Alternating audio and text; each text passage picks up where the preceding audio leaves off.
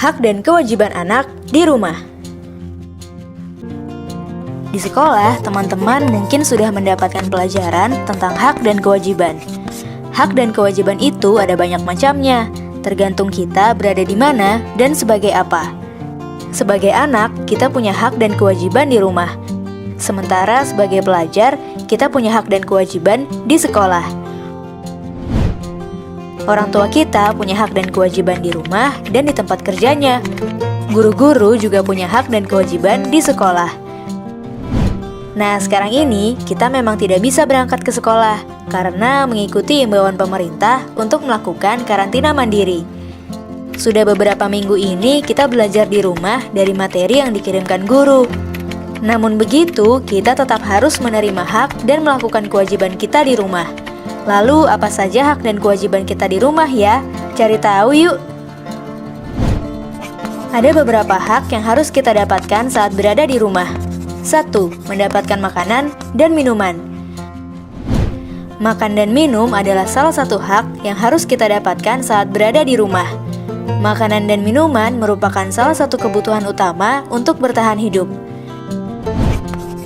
2. Mendapatkan perlindungan dan keamanan. Hak lain yang harus kita terima di rumah adalah mendapatkan perlindungan dan keamanan.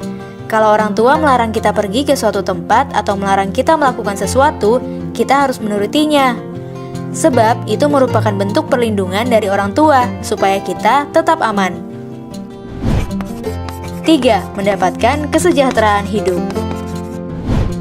Kesejahteraan hidup ini bisa berupa banyak hal, seperti pakaian yang kita pakai ataupun uang jajan. Oh iya, berapapun uang jajan yang diberikan orang tua, kita harus menerimanya dengan ikhlas ya.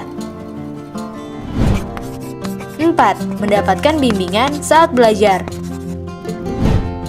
Kalau kita merasa bingung dengan tugas sekolah, jangan takut untuk menanyakannya kepada orang tua. Kita punya hak untuk menerima bimbingan saat kita belajar di rumah. Selain punya hak, kita juga punya kewajiban yang harus dilakukan saat berada di rumah. 1. Menjaga kebersihan rumah. Orang tua sudah memberikan makan, minum, dan hal-hal lainnya untuk kita. Mereka juga biasanya melakukan beberapa pekerjaan rumah. Nah, tugas kita sebagai anak adalah membantu menjaga kebersihan rumah supaya pekerjaan orang tua menjadi ringan. 2. Patuh terhadap nasihat orang tua. Kalau orang tua memberi nasihat, kita harus menurutinya ya. Bagaimanapun juga, nasihat yang diberikan orang tua pasti untuk kebaikan kita. 3. Menghormati, menghargai, dan menyayangi anggota keluarga.